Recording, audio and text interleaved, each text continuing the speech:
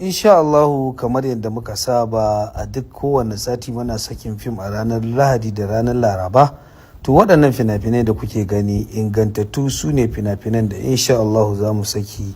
Fina-finai ne na musamman kuma waɗanda dukkansu mun tsaya mun yi musu aiki wanda ya dace. Aiki mai kyau wanda dukkaninsu idan kuka kalla za su ba ku matuƙa jin daɗi da burgewa. Kasancewar su ne kusan yawanci sababbin fina-finan da Indiya ta saki da America. Wanda dama haka muke yi duk sati muna duba gaba ɗaya fina-finan da aka saki a duniya waɗanda suka fi kyau kama daga kan India, America, Pakistan, China, Bangladesh, Korea. Mu zaɓo waɗanda suka fi kyau sai mu fassara muku su da yaren Hausa mu kawo muku su. To waɗannan